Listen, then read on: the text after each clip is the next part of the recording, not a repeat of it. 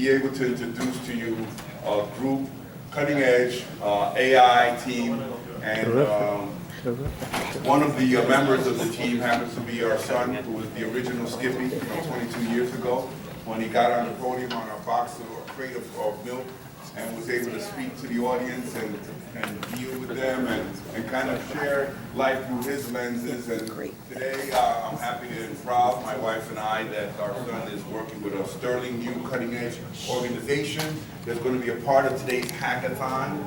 They're called Temi Robot. And with that, no further ado, I'd like to introduce the team of Temi Robot. Oh, wow. How you guys doing? I'm John Campos. That panel was great. Jeannie mentioned the importance of messaging people that you've been in touch with. To follow up on that, before we get into this, I ended up in this position because of someone that I met in Times Square. I actually saw the robot being walked around by our CEO, Kenny Isserlis, and I approached him, loved it, and we stayed in touch. I was selling media to him, and then a year later, here I am. So definitely should stay in touch with people you connect with, whether it's LinkedIn, email, phone calls, anything you need to do, whether it's something that actually interests you or not. They release an article, they like an article, contact them. It will definitely help you in the future. But yeah, so you want to introduce us? Yes. Good morning, guys. Good morning. First and foremost, you guys want to stand up real quick, loosen up. I guess you guys were sitting down for a little bit. Just a little stretch. But yeah, guys, I wanted to introduce you guys to our company, Temi the Personal Robot. As far as our robot is the first personal assistant robot that has Alexa integrated into our software. Rami, who's one of our top developers, you can mention a little more about that as well. Hello, I'm Rami. I work at Temi. I'm on the software team. I actually work remotely. I'm in New York, but the software team is located in Tel Aviv, Israel. Yeah, so I manage all of the SDK requests that come in from developers. We do have an open SDK on Temi, so it's openly programmable by you guys and yours truly. I just got out of college in May. I graduated from Brooklyn College, and I began here. I got an internship, and now I'm full time. So I really do recommend reaching out. All right. So the reason we're here today, one, we want to do a little hackathon with you guys. Anyone with any sort of development background, we'd love to have you in the other room. We built out this little curriculum for you guys to actually get hands-on with the robot. And why is that important? Because no one's really had that opportunity. It's been built for the last 4 years. It's been in R&D. Our founder actually built unmanned robots for the US and Israeli military. And the story behind this product is that he wanted to enhance his grandmother's life. I'm sure everyone here has a grandmother, grandfather. And as you know, sometimes things get a little shaky when they're in a home alone, right? So his grandmother, she had shaky hands. He realized she was more worried about spilling coffee than actually walking. Turns out 75% of falls in older adults occur when they're carrying a product, right? So what better way than to build a personal assistant, right? So now we're offering this product to customers, right? We have about 1,000 in homes across the United States after pre-orders. One of the things that we're seeing though, one, consumers aren't used to robots in the United States. If you were to go somewhere like Japan, South Korea, China, they're everywhere. Retail stores, office spaces, homes, it doesn't matter, they're everywhere. Here in the United States, not so much, but I think there's a trend. This is the future, right? So the reason we wanted to team up with Skip is because we want to place kids and students in jobs of the future. I think they mentioned earlier the internet wasn't always around to people, right? How many jobs did the internet build, whether it's development people, building out apps now on cell phones, things like that. So we see this as the next opportunity for jobs in America. There's going to be robots in stores. Hands down, no question about it, they're going to be there. So what better way to build something than pairing up with a program like Skip, getting students hands-on with the robot, development opportunities for them, so that way when they are in stores, when they are in office spaces, becoming normalized in the United States before they're in homes, you guys have the first opportunity to be working on it. So that's why we're here today. We can't thank Mr. Mancebo and his wife enough. Mark, I think, might be the greatest connection in the world in terms of the people he puts us in touch with. So if anyone actually wants to volunteer by show of hands, we'd love for one of you guys to actually show the functionality of the robot. No? Let's get the guy in the back. We can get multiple people. We're going to be in the other room. We have a few robots here. You want to come up? Yeah.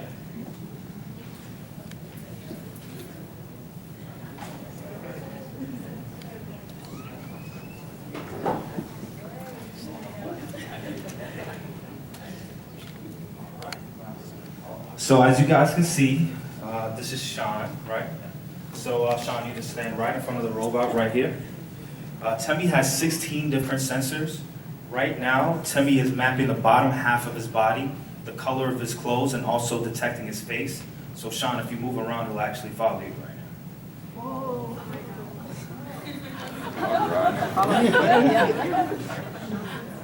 now. He tricked it.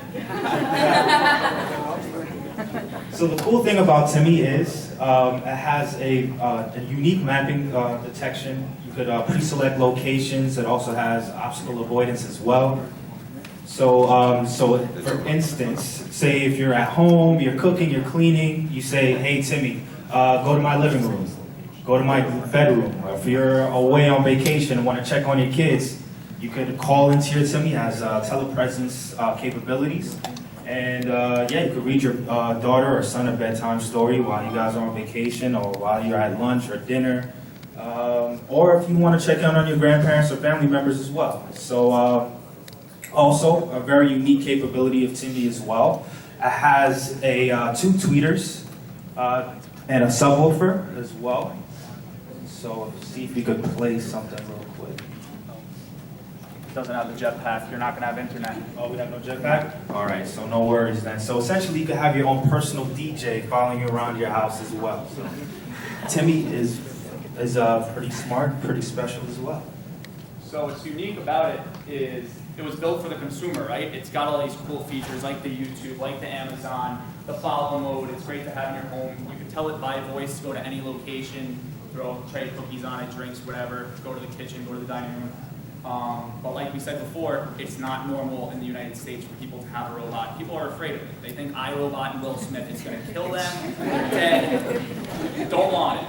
So how are we changing that?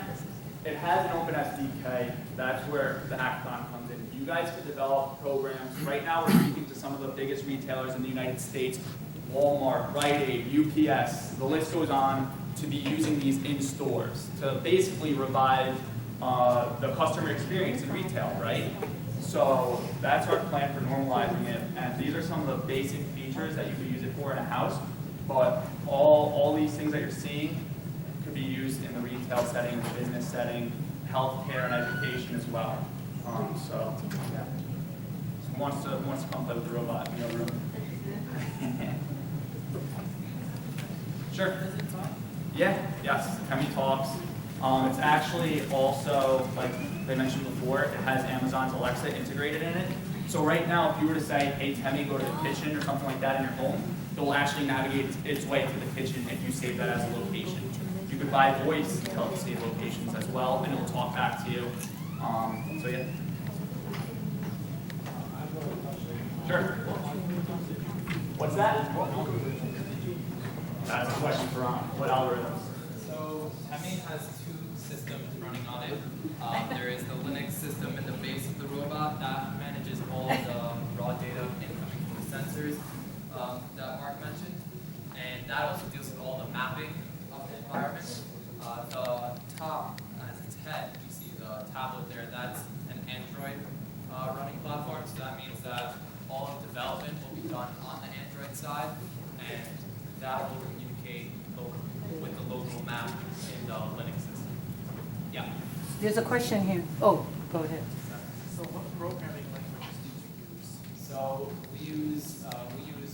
So we make Android applications. So that means that it's a combination of Java and Kotlin combined with XML. So it's a standard mobile application. If you know anyone, or if you yourself know how to make Android applications, then it's kind of like you're making an app for a tablet, but then you have those added functionality of moving around.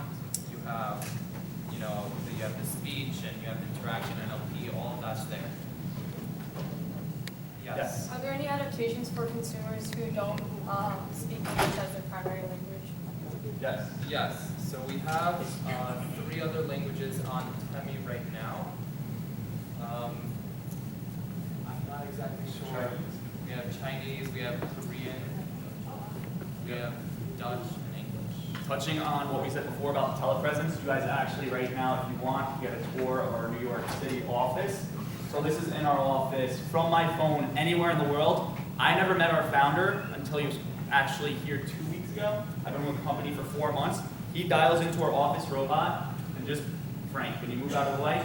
Trying to give a little tour here of the office. So just by touch, you would hold a spot on the screen, and the robot will navigate its way throughout whatever office building you're in, whatever home you're in, for a retail store. Yeah, and if you have, if you did preset locations on the robot, then for instance, you can, while you're anywhere in the world, you can go into conference room A and be there on a meeting that you couldn't have otherwise. So that's how we've been communicating with our founder up until 2 weeks ago in your term. Yes. So you mentioned that American consumers aren't as comfortable with robots in their homes as like consumers in other countries. And I was wondering about things like privacy, not just in terms of data privacy, but also in terms of, you mentioned, like it has telephone, capabilities. So like what if someone's like, hey Teddy, go bring me toilet paper, and then it comes back into your bathroom and it's like filming everything? Like does it have any stopgaps where you can say? So what I just did when I called into our office, I'm a member on that robot, which means I have connectivity that's unlimited. I could dial in, no one has to push answer. Any other robot that I were to call, say you have one in your home, if I were to call it, you would have to push answer like you would have to do on FaceTime. It's very secure, and basically It's very secure. I mean, with regards to the map and all of the cameras, that's being done locally on the map itself. So all of that data is being done in the local system. That's the Linux running base, right? So, but the Android is where all of the online cloud connectivity is. And what we're doing essentially is when you're calling into the robot or when you're speaking to the robot, that sends a request down to the robot's base to actually compute past plan, use their algorithms to see exactly how to get to wherever they want to get to. But the cameras itself, on our end as a business, we don't have access to, see any of that. We can't even, because we can't see that, we can't sell that if we wanted to. But yeah, it's very, very secure in that sense. Yes. Hi, my name is Shobhit, and I'm currently pursuing my Master's in Information Systems with a concentration in data analytics. So my question is, what kind of data mining or deep learning machine algorithms does Temi use to? So I'm not exactly very well versed on this, but I'll explain to you as much as I know. So Temi has several maps saved on it. It has a local map, static map, dynamic map, of course, and it saves objects according to how long or height or exactly where they are when they were there. So for instance, Temi will understand in beginning stages where you take Temi into whichever environment, either it be a retail or it be your home, you can have the robot map the environment, and if it sees a luggage there and it sees a couch, initially it'll think those are 2 obstacles that'll be there. But then with time, it'll learn, okay, that's a couch, that's not moving, and that's a sofa, it was temporary. And then it opens up that space, and it understands with time what's going to be there overall, and it takes them out of the different levels of maps and places them into wherever they belong. To summarize my question, so basically, you guys build setups where you sort of testing right now, where over time, basically, you will learn how to classify whether this is moving or Yeah. this is stationary. Yeah, that was all developed in-house by us. Yes. Well, still doing it, but still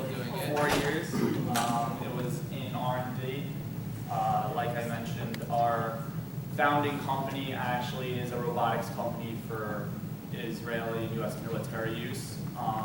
So I think focus sort of switched over to this after 2 years, and now we just got our first robots in the market in June. So we have our production line set now, but it was about 4 years before we were able to actually get production going. Yes.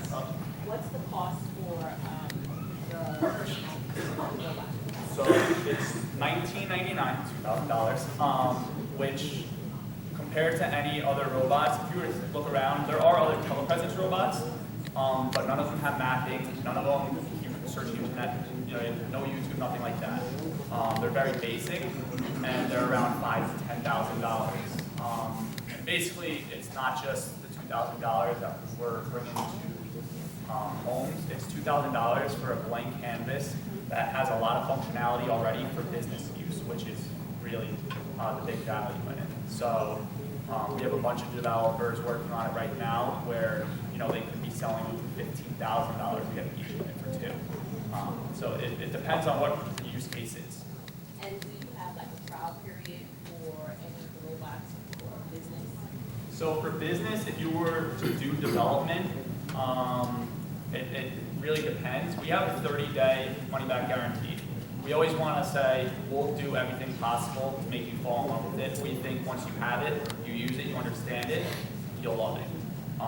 So that's, it's really case by case. But one of the scenarios right now, MIT, they have a robot in their office. They had it for a week.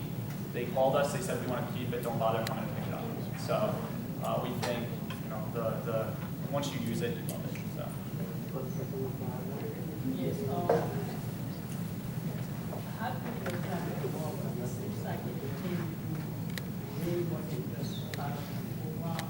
Yeah. You sure that you will find the concept of the thing.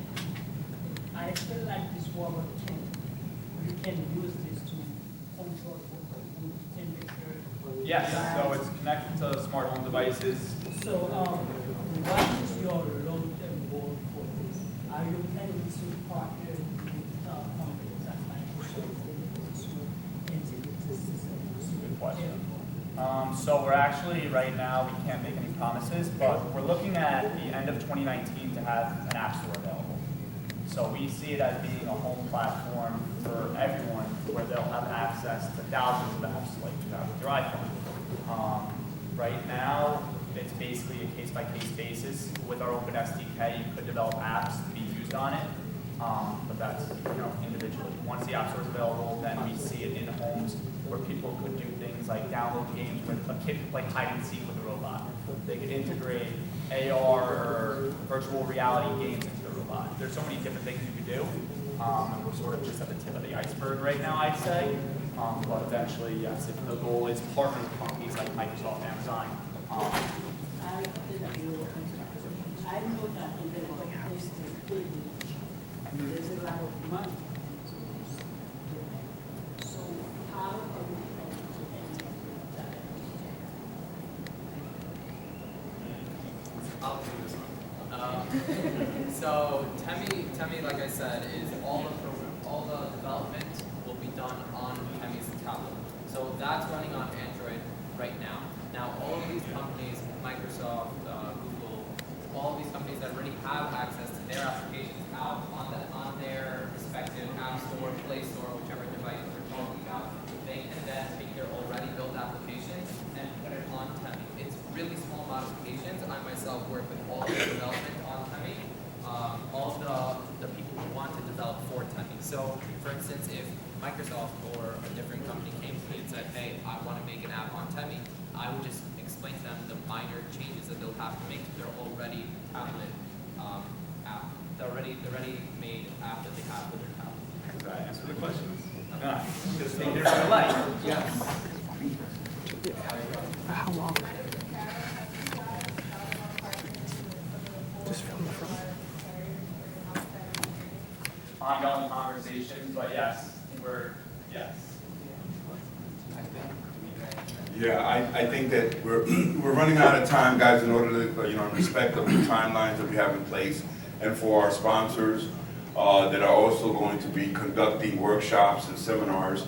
We're going to probably take a little break first, like a little 10-minute break. But before we do, we want to thank all of you for being here.